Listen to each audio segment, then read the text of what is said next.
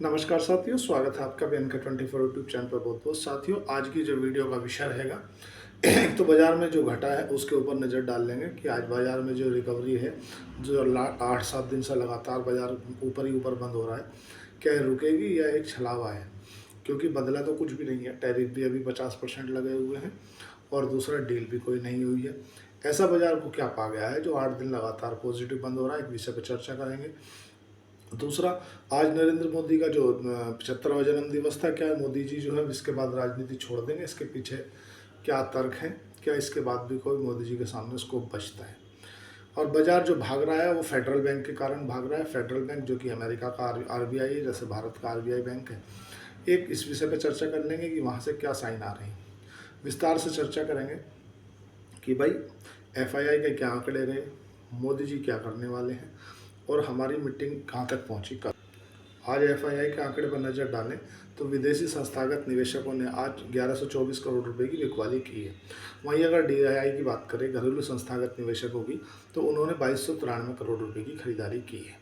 मतलब पूरे महीने पे अगर नज़र डालो तो एफआईआई ने 11,329 करोड़ रुपए की बिकवाली की है ऑल ओवर अभी तक की सिचुएशन में। और अगर डीआईआई की बात करें तो डीआईआई ने तुम्हारा 32,892 करोड़ रुपए की खरीदारी की है। अगर ये आंकड़ा आप सोचो कि डीआईआई नहीं खरीदते तो अपन कहाँ मिलते बाजार की।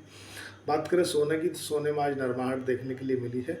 डॉलर कमज़ोर हुआ है, सोना भी 1,09,800 पे आ गया है। चांदी में भी थोड़ी सी सुस्ती आई है, मतलब 2,000 के आसपास चांदी टूट गई है। 1,27,500 पे चांदी कारोबार कर रही है। रुपया हमारा संभल गया है, कारण कि जो डॉलर इंडेक्स है वो 2022 में मतलब 3 साल के सबसे निचले स्तर पे आ गया है। 96 दशमलव कुछ पे अभी डॉलर इंडेक्स बना हुआ है बास्केट ऑफ करेंसी में। और रुपया हमारा डॉलर के अगेंस्ट में 87 रुपये 80 पैसे पे कारोबार कर रहा है। मतलब रुपया हमारा 88 रुपये कुछ पैसे 35 पैसे के आसपास तक पहुंच गया था, तो रुपया हमारा 50 पैसे के आसपास में संभला है। विक्स जो है वो 10 दशमलव कुछ पे कारोबार कर रहा है। क्रूड ऑयल जो 68.35 पे बना हुआ है अभी, $68.35 प्रति बैरल। बात करें बिटकॉइन की तो 1,16,340 बिटकॉइन यूएसडी अमेरिका डॉलर में भाव है। ये जो मजबूती है, ये मजबूती स्क्रीन पे बन रही है। 14 अगस्त के बाद लगातार बाजार ऊपर बंद हो रहे हैं, मतलब बाजार का सेंटीमेंट सुधर रहा है। निफ्टी की बात करें तो निफ्टी तुम्हारा 91 पॉइंट आज भी चढ़ गया और 25,330 पर बंद हुआ। बैंक निफ्टी की बात करें तो 345 पॉइंट चढ़ गया तुम्हारा बैंक निफ्टी, और बैंक निफ्टी 55,493 पे क्लोज हुआ। क्लोज टू क्लोज बाजार ने हायर लो के सेगमेंट दिए हैं। सेंसेक्स की बात करें तो 313 पॉइंट सेंसेक्स चढ़ गया, 82,643 पे सेंसेक्स पहुंच गया। और निफ्टी ऑटो की अगर बात करें तो 148 पॉइंट निफ्टी ऑटो चढ़ गया और 27,294 पे कारोबार कर रहा है। निफ्टी आईटी की बात करें तो 235 पॉइंट चढ़ करके तुम्हारा जो है 36,447 पे भी कारोबार कर रहा है। आज निफ्टी को सहारा दिया निफ्टी पीएसयू बैंक को ना, 185 पॉइंट चढ़ के 7,311 पे कारोबार कर रहा है। गिरने वाले इंडाइसिस में वही एफएमसीजी रहे। फास्ट मूवर कंज्यूमर गुड्स जो होते हैं वो 77 पॉइंट करके 56,321 पे बंद हुए। निफ्टी फार्मा में 23 पॉइंट की थोड़ी सी नरमी देखने के लिए मिली, और निफ्टी मेटल में भी लगभग 50 पॉइंट की नरमी देखने के लिए मिली। 22,441 पे 22,241 पे निफ्टी है।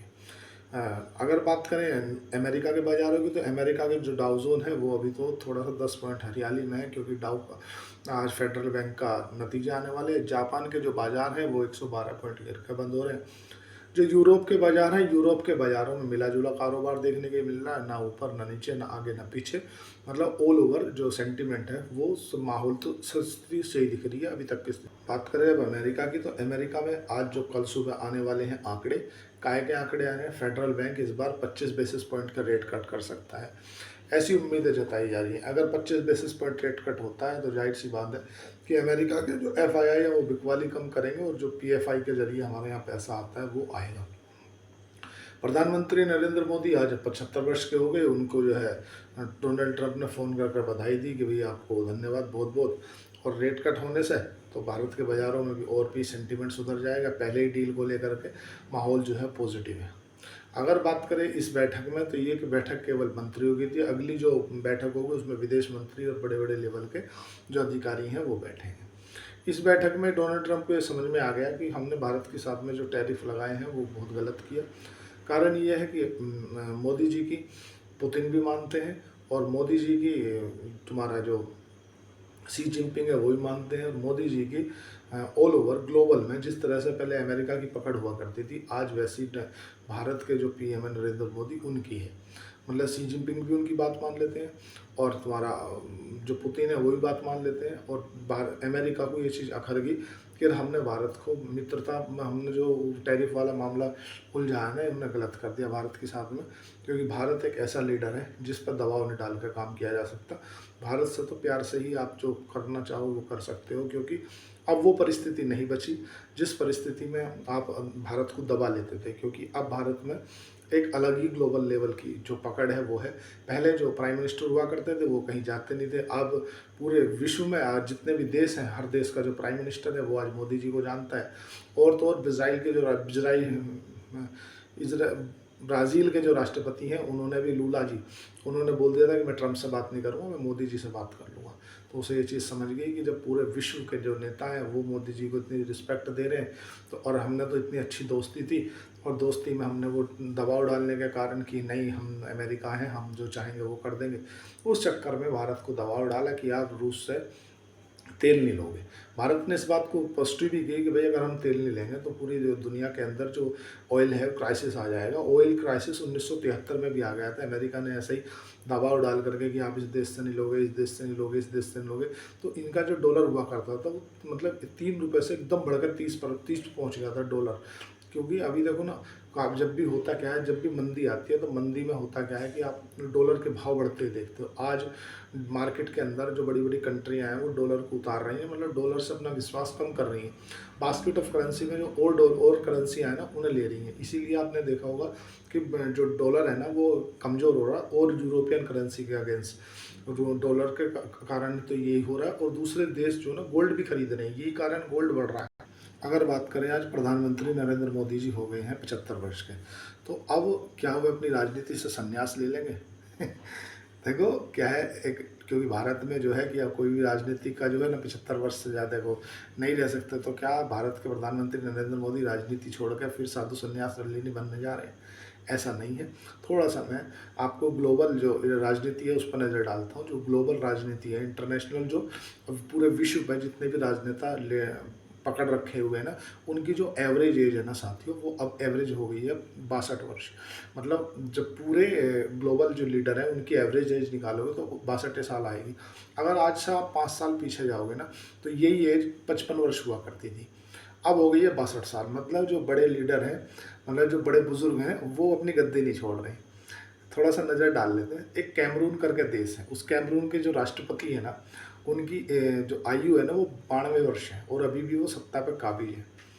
अगर बात करें फ़िलिस्तीन की, मतलब फ़िलिस्तीन के जो महमूद अब्बास है ना, वो राष्ट्रपति हैं फ़िलिस्तीन के, और उनकी जो एज है ना वो 89 वर्ष है, 90 साल है, और वो अभी भी कब्जे में बने हुए हैं। ईरान के जो सुप्रीम लीडर है ना, खामनेई, आप सबने नाम सुना होगा।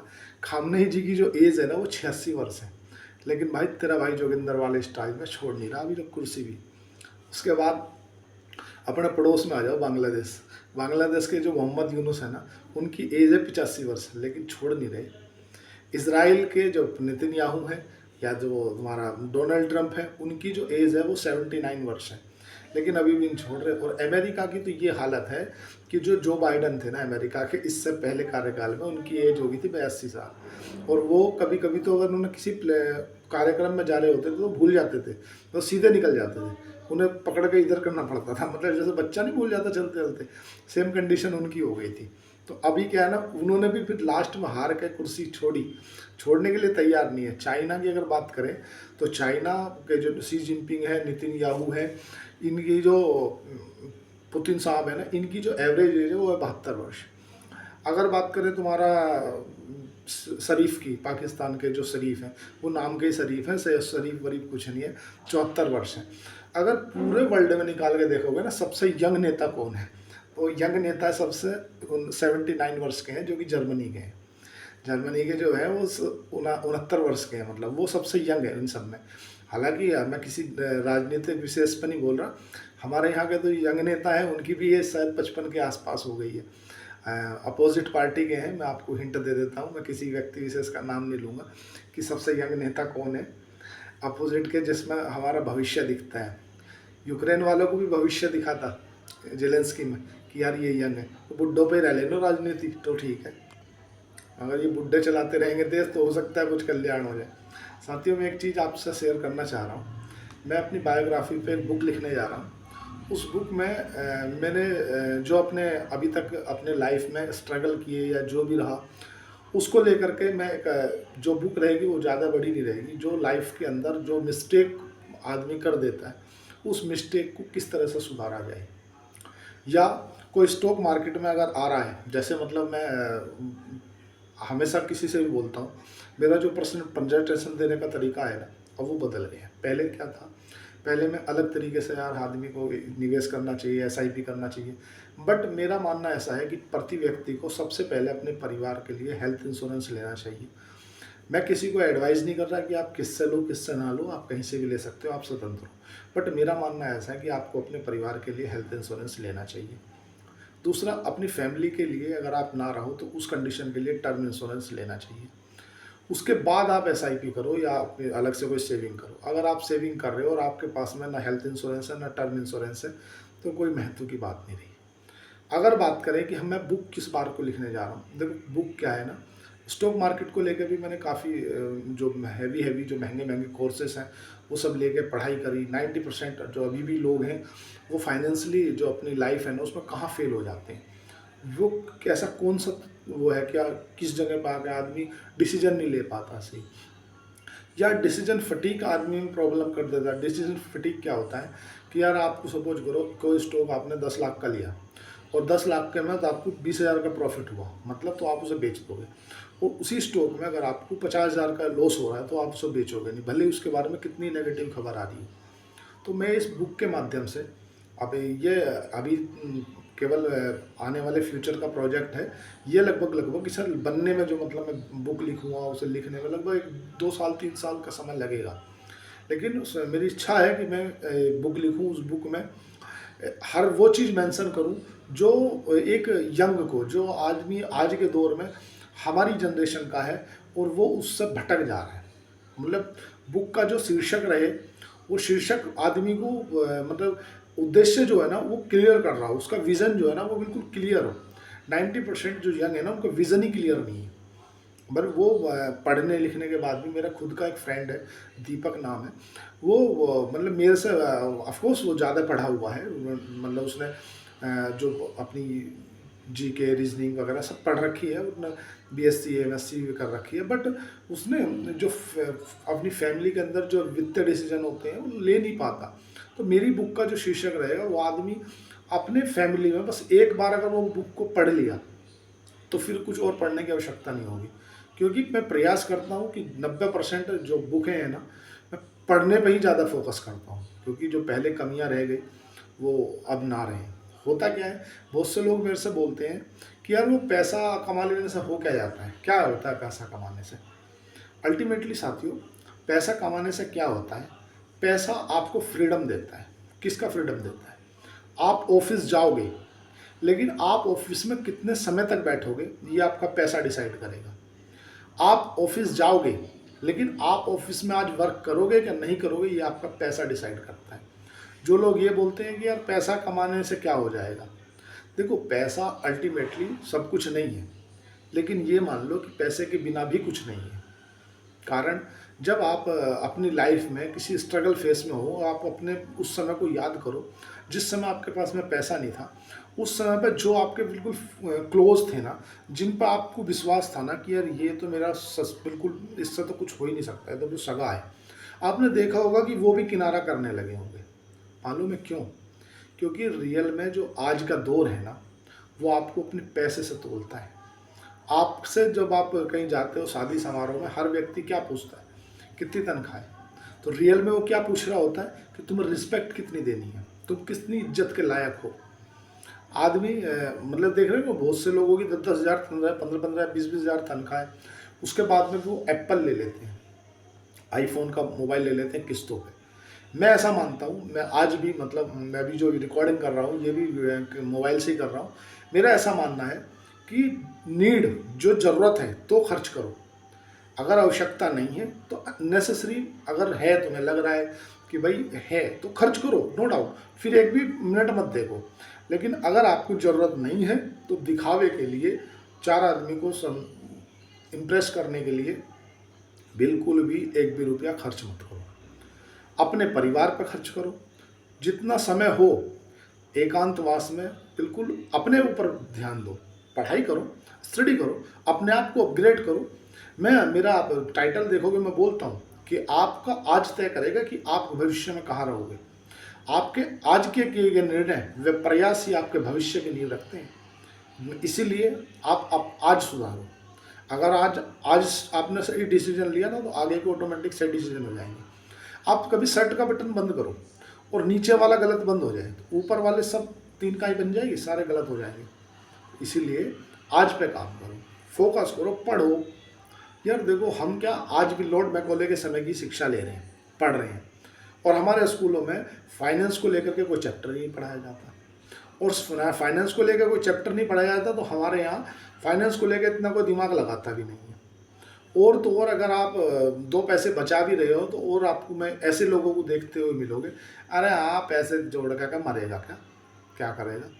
देखो, जिस व्यक्ति ने पैसे का जीवन में संघर्ष देखा है ना साथियों, केवल वही चीज़ व्यक्ति समझ सकता है कि रियल में पैसे की कमी होती क्या है, पैसे का दुख क्या होता है। तो मैं अपनी जो बुक लिखूँगा उसमें वो सब चीज़ें दूंगा। वो वीडियो फिर लंबी हो गई, मैं वीडियो छोटी करना चाह रहा था।